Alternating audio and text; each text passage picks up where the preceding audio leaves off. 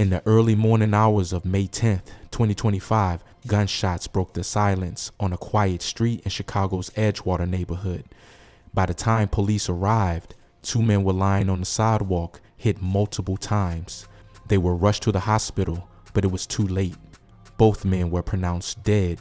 One of them was 31-year-old rapper Munna, real name Rashawn Vance.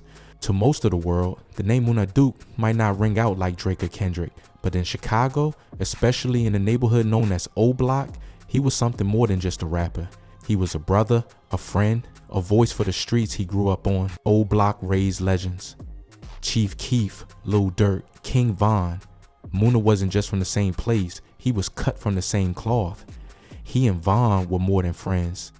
They were brothers, raised together, fought together, bled together. While others rapped about the block, Munna lived it.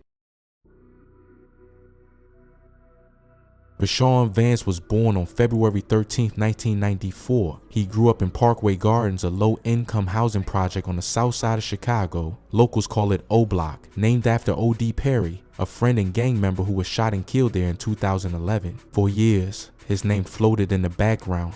Silent appearances in videos, photos next to Keef, a soldier in the shadows. But after a robbery charge landed him in prison, Munna came out changed, focused, ready to speak his truth. Like many kids in his neighborhood, life wasn't easy. Violence was normal, jail time was common. Munna did time too, serving a prison sentence in his early 20s. But when he came home, he picked up a mic instead of a gun. He started rapping seriously, turning his pain and experience into lyrics. His first real breakout came with the track 12 AM, and fans began to notice. From there, he dropped songs like Winning, Right Back, and I Ain't. They weren't chart toppers, but in Chicago, they hit hard. His music wasn't made for the radio, it was made for the blocks that raised him. In 2022, he released 10 to Die O, a tribute to his neighborhood and the life that shaped him.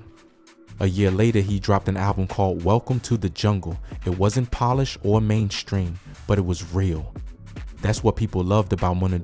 He never tried to be something he wasn't. He was O Block through and through. He moved with people like King Von, who was both a friend and a neighbor.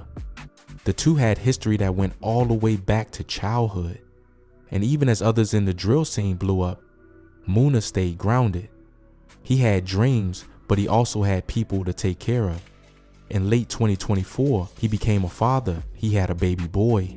People close to him said he was proud, determined to provide a better life than the one he grew up with. But in Chicago, the past has a way of catching up. The streets don't forget. And on that night in Edgewater,